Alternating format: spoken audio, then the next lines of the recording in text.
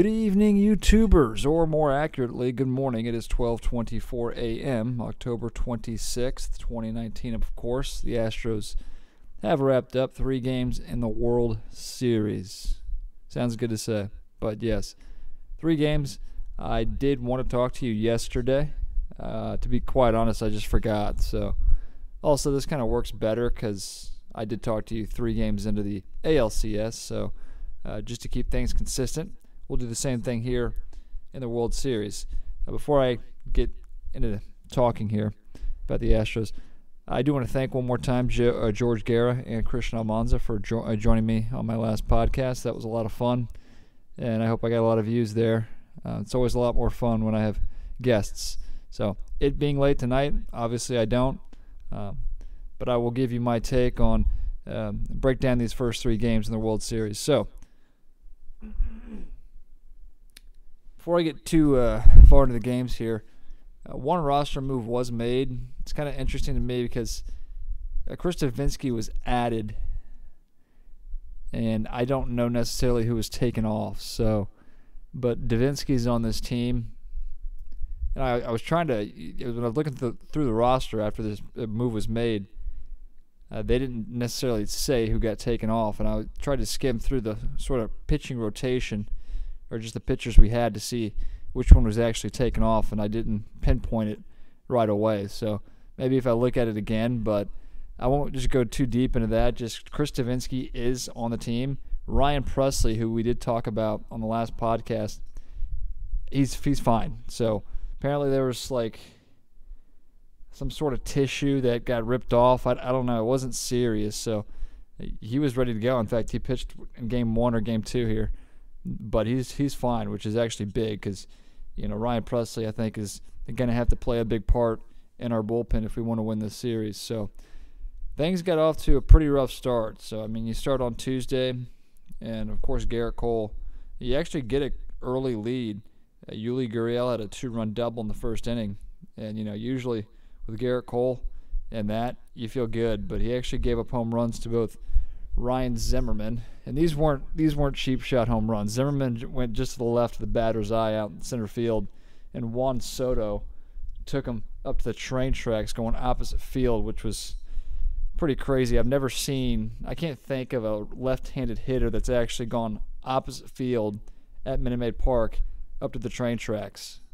So Juan Soto, he's got some major pop in his bat, but that tied it at 2, and Juan Soto was basically the thorn in the side for them in that game because he had another 2-run double. There was also an RBI single. Can't remember exactly who it was, but we were down 5-2. Springer hit a home run to make it 5-3. Also a RBI double. So we did make a little bit of a comeback there, but lost the game 5-4. Hard fought. Yeah, tough to lose Game 1. Garrett Cole charged with 5 earned runs. I'll pull my at-bat up here, but that's surprising.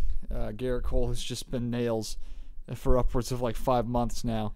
To see him give up 5 earned, that just kind of a shocker. So, but he gets the loss there, and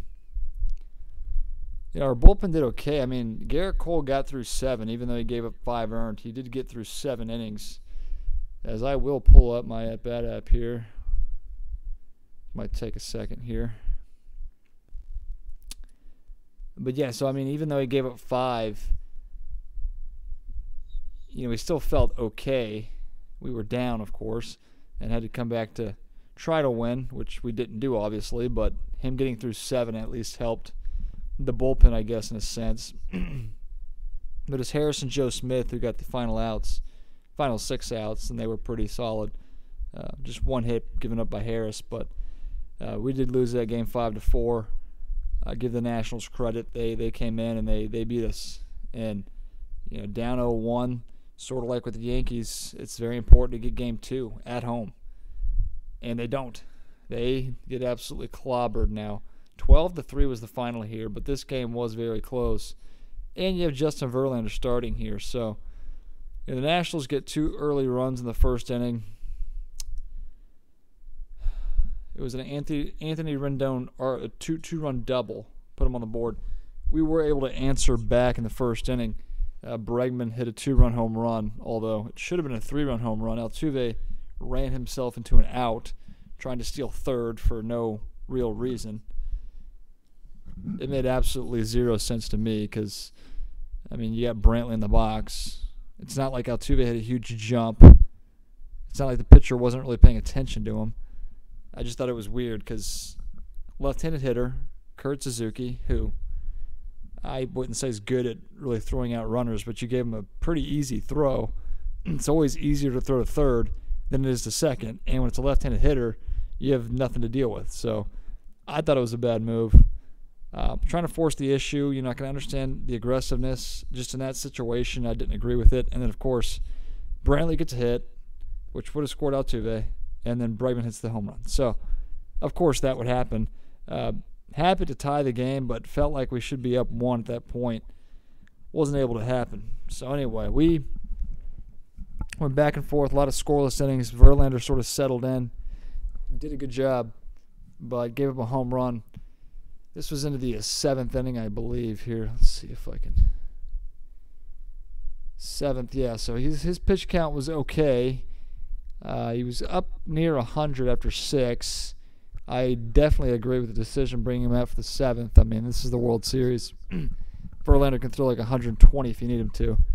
But gave up a home run to Kurt Suzuki, which gave him the lead. So now you're 3-2 at this point. So, but that whole inning unraveled. So Ryan Presley came in. Alex Bregman made a crucial mistake. Ruled a base hit, but a play that we've seen him make time in and time out.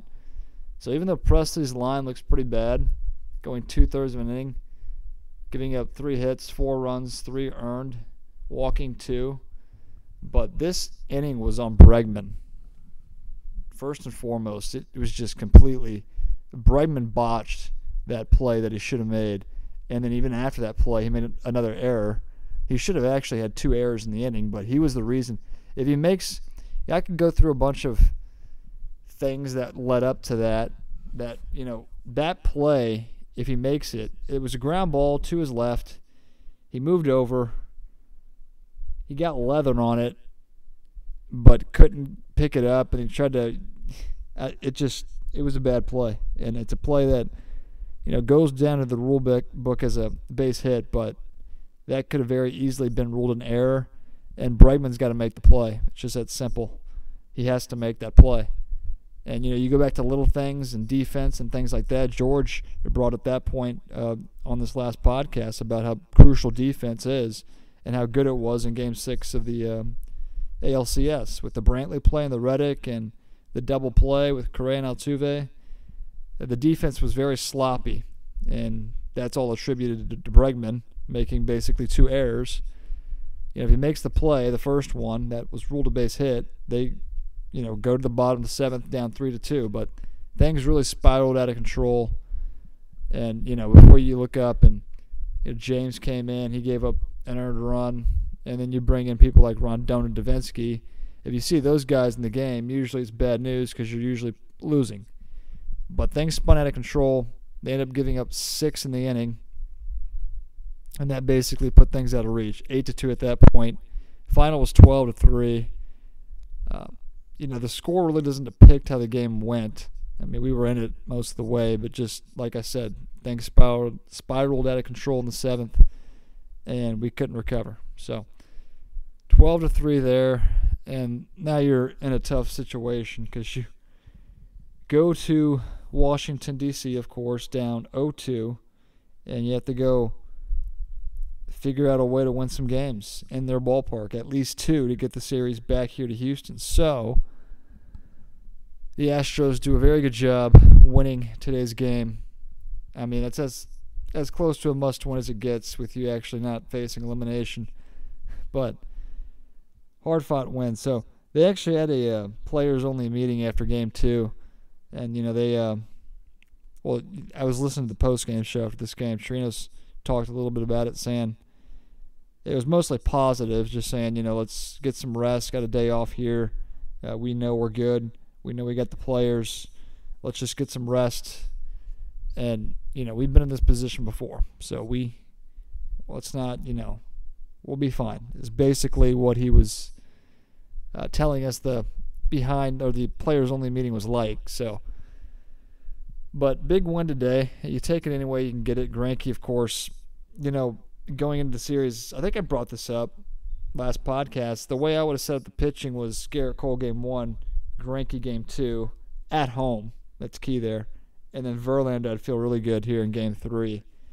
But AJ didn't set it up that way. I don't have a big issue with it. I just would rather see Greinke pitch more games at Minute Maid rather than on the road. Now, he actually pitched pretty well. Game 4. Sounds right. Game 4, yeah. In New York. Only went 4 1/3, but he did, work out of some trouble. And this game was basically the same thing. I mean, he went 4 2/3. He only gave up 1 run, but Greinke just never makes things easy. Every single inning, they put runners on base. Now, he did get some big strikeouts, some big outs to get out of those innings, but he just never makes things easy. I don't know, Greinke. I don't want to, rip him too hard here, but man, this isn't what I expected. I made the trade for him. I thought he'd be the bigger piece and actually just be better, overall better. I think I gave him maybe like a B- grade, even though, I'm sort of now going towards a C. I give him a C as an Astro. Hasn't been completely terrible. He had a terrible game against Tampa Bay in the playoffs, first round there. Was decent in game 1 against the Yankees. A game we could have won if the offense just showed up. Gutted out a performance in New York in game 4 and then gutted this one out. So hasn't been terrible. And if you look at your alternative, I mean, Wade Miley would have been your guy. Or your Keedy. I really don't know. But I will give him some credit. I wish he would have made things a little bit more easier. We can even make the case back in the ALCS he got pulled a little too early. Presley got the 2 big outs to get out of the inning, so that was big. And Josh James actually came in to get the final out in the 5th for Greinke today. So, he's had to leave the game, and the bullpen's actually picked him up, so his line hasn't looked as bad as it actually could have been. But the offense, we did better here. The issue the whole postseason has been hitting with runners in scoring position, and that was the big issues in the first and second game. But they were 4 for 10 today. Josh Reddick had a bloop single that brought in Correa. I know Chirinos had a base hit with a runner in scoring position that didn't score a run. I think that run did come home. Chirinos also had a home run. We scored a few runs. There was a Michael Brantley. He had a few hits with runners in scoring positions, so a little better today. And they only put up 4 runs. The bullpen deserves most of the credit for today's game. I talked about James getting that crucial out to finish and leave the inherited runners on for Greinke there in the 5th. And then, let's see here, get you the full line here. So, yeah, James got that 1 out. Peacock came in, got an out, but then struggled. He walked a few hitters. And Harris coming in the 6th inning here. Unusual, but in a high-leverage situation, don't disagree whatsoever with the call. So not only did he get the final out of that inning, or 2 outs, I should say, but also got through a 1-2-3 7th. 8th inning, I was thinking Presley. Ended up being Joe Smith, who's been big for us. He gets through a scoreless inning, and then Osuna gets the save. So hats off to the bullpen. Did a fantastic job. They've been pretty good all year, or postseason, I should say, more accurately. But, yeah, it's as close to a must-win as it gets without it, like I said, being an actual elimination game. So getting the win there was big. And now you go into tomorrow. Your Keedy's going to start. It's going to be a bullpen-type game. And we use 5 guys tonight. So a few guys we did not use, Presley. I mean, Joe Smith will be good to go. Harris, I think that he'll use, Josh James only got 1 out. So a lot of these guys I think will be used again. Presley was the only guy that you might trust that was not used. The other 2, of course,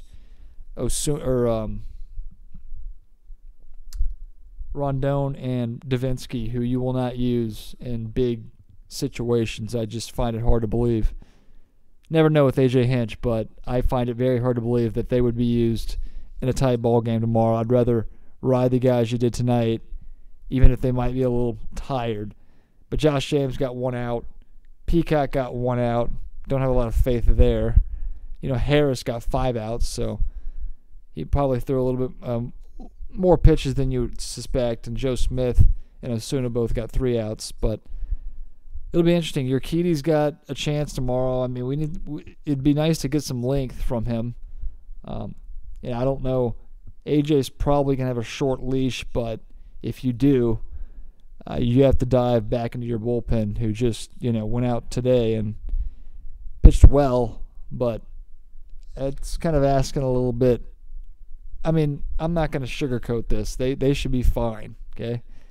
And, yeah, so, I mean, tomorrow's game is important as well. I mean, of course you don't want to go down 3-1. I think the goal here in Washington is to take 2 or 3, get the series back to Houston. So they, big step in the right direction with today's win. But, yeah, tomorrow's game is crucial as well. I mean, best case scenario, you come back home 3-2, but that's asking a lot to win 3 on the road. But, you'll have Garrett Cole going in game 5 and 6 if you can get it that deep. You'll definitely get to Garrett Cole, whether they win or lose tomorrow. But they got to pick up some games, or just a game tomorrow, and then we'll work our way from there. Do not want to go down 3-1.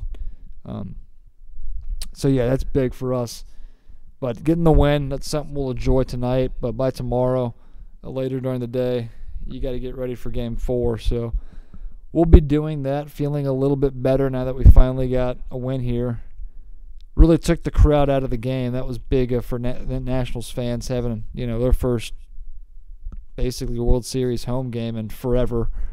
But we took the crowd out and silenced them early on. And, Washington only scored 1 run. So that was big, but we did good. Major credit. I think the bullpen deserves basically the majority of the credit in this game. Brantley had a few key hits. Chirinos had the home run there, so we'll see.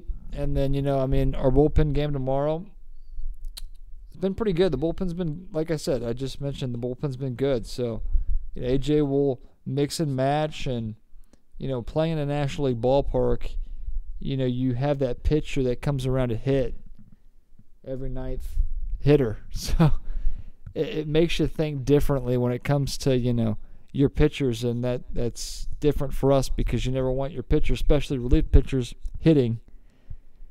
So it kind of puts AJ in a weird spot. There's a lot more thinking ahead when it comes to National League style of baseball with no designated hitter. So, but all in all, good job. Again, credit bullpen, but offense did enough. So we'll go in tomorrow. Hopefully the offense can show up, and hopefully our bullpen can sort of hold the fort down and try to, bridge the gap there in the middle innings. We'll see what Urquidy can give us tomorrow. But I think AJ even said after the game, he's going to try to use Urquidy as much, he's a starter. He can throw 80 to 90 to 100 pitches. That's not out of the realm of possibility. And if he's getting outs and getting through innings, fine. That'll be the plan. So hopefully that's the case. But we'll just wait and see. I'll be at the ballpark for this watch party tomorrow. So it'll be – I'd rather watch it at home, but this is fine. So that'll be the plans tomorrow. But I'll wrap things up there. I'm trying to think if I really forgot anything. Yordan Alvarez, by the way, did not start in the outfield. It was Reddick, I believe, in is it right field? Yeah, right field, Springer in center, and Brantley in left. So he did pinch hit. I think he got out. He didn't get a hit, that's for sure. But we'll see what the deal is tomorrow, if they want Alvarez in the lineup or not. They chose to go more with a defensive approach, which is understandable. And Alvarez, he had a good game. It was game 1 or 2 where he got a few hits. I think it was game 1. But again, it's not like his problems were magically solved. So, and defense is important. So, very important. We've talked about that. Game 2, case in point. Game 6 against the Yankees, another case in point of how important defense is. It's those small things that need to be taken care of. So, anyway, coming up on 20 minutes here. So I'll wrap things up there. Of course, leave those comments below. Like this video, share it with your friends. All that good stuff on YouTube.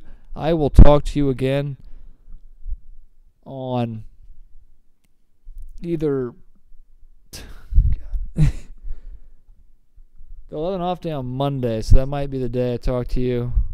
If not, it'll be Tuesday. We'll see how things go. But, yeah, it'll either be Monday or Tuesday for sure. So expect you hit that subscribe button. You'll get the video right when it comes out. So, or the podcast, I should say. And maybe Christian or George can join me if they're not too busy. But I'll wrap things up there. So we're coming up. It's almost 1 o'clock here, quarter till. So I'll wrap things up there. But like I said, all that good stuff on YouTube. Subscribe, do all that good stuff, and I'll talk to you either on Monday or Tuesday, and hopefully we got good news to talk about then. But I'll wrap things up there, and we'll see you then.